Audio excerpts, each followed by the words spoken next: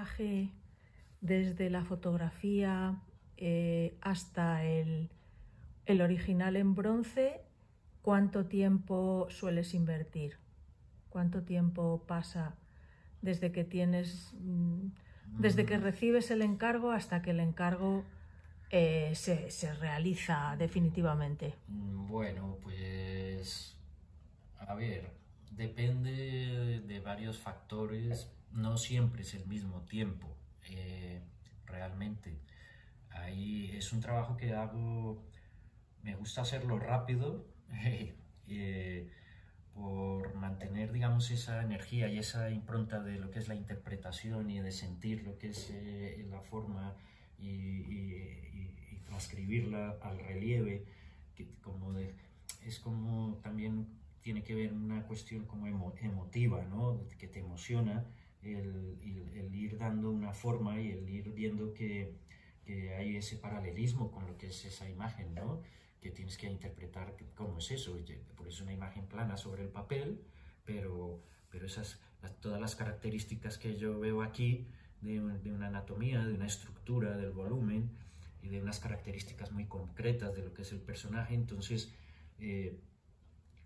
la manera en la que sale pues depende en definitiva de una sensación y de un sentimiento, entonces no es tan mecánico, no es un proceso mecánico que yo pueda decir y establecer ya con todos los que he hecho, pues tardo 20 días y ya está. No, en algunos he tardado mucho más que en otros, realmente, no, no lo sé, pues como digo, no es una ciencia, como es un trabajo muy intuitivo y de una emoción, pues no se puede precisar, pero bueno, por dar un dato así en general, pues más o menos en 2 meses, digamos, incluyendo el tiempo de que se puede llevar la fundición, entre 2 meses y medio y 3 meses, desde que tengo la fotografía hasta tener el bronce.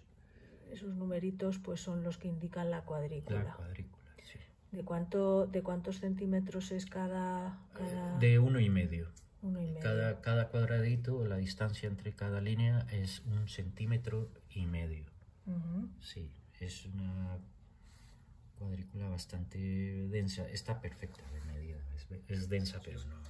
El relieve es una técnica y es un objeto escultórico que está entre medias de la escultura y la pintura, ¿no? Se puede decir, porque está simulando un espacio, está simulando un volumen y no es el volumen real, que es lo que ocurre en la pintura. En la pintura, si tú eres figurativo, estás haciendo es una ilusión, estás simulando lo que tú estés representando ahí, el volumen, el espacio, la atmósfera, estás haciendo un juego a través de la materia, en este caso la pintura, el color, arreglándotelas para poder transmitir esa sensación a través de ese material. Entonces en el relieve, que es ese estado intermedio, como digo, entre la pintura y la escultura, pues tiene una parte que es, digamos, muy técnica, que yo la podría relacionar con el dibujo.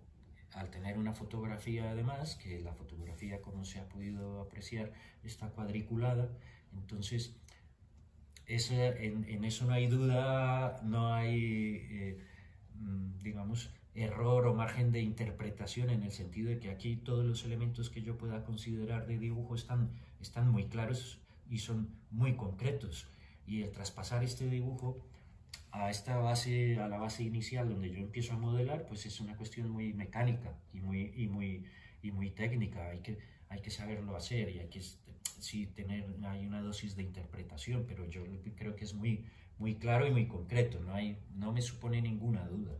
En cambio, una vez que traspasas el dibujo, que es la base del relieve, empezar a interpretar el volumen, que es a base de empezar a diferenciar las distancias que hay entre unas partes y otras, según esta característica de este objeto, que es una cabeza, tienes que empezar a valorar esas alturas y empezar a relacionar todas las partes, y esa parte ya no es tan mecánica y no es tan matemática, porque más que ser muy literal en lo que serían esas distancias, por ejemplo, también se trata de dar un efecto, es decir, a lo mejor romper la regla, romper la norma de ciertas cosas o de ciertos puntos en relación a esas distancias, pero hacer que parezca lo que es esto. Entonces es un juego que está ahí en un terreno intermedio, que yo creo que ese terreno forma más parte de lo creativo, digamos. Entonces veo que esos dos ingredientes, el técnico y el creativo, están solapándose constantemente y los estás utilizando de alguna manera constantemente en el proceso, ¿no?, de realización del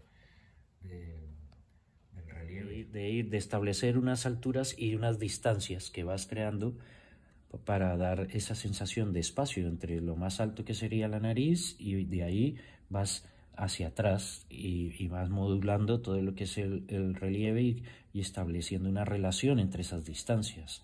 ¿Cómo es esa distancia progresivamente de la nariz a la parte del arco ocular, por ejemplo, y de aquí a la oreja, y de la oreja todavía hay distancia hasta la parte de atrás del cráneo, de la cabeza, allá, que está allá detrás, ¿no? Entonces la oreja tiene que estar todavía en el aire, en un plano que está a una distancia del fondo. Entonces, porque el fondo, lo que es el fondo es el infinito, ¿no?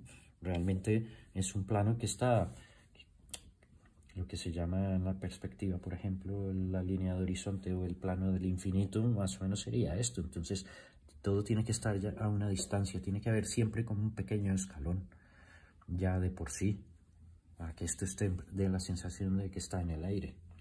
La técnica del relieve es una técnica muy, muy especial, y es una técnica que a mí me gusta muchísimo, y me gusta muchísimo realmente.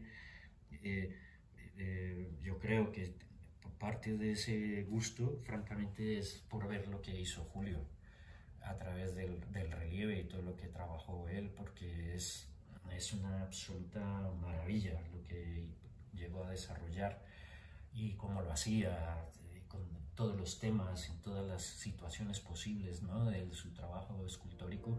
Está presente el relieve. Entonces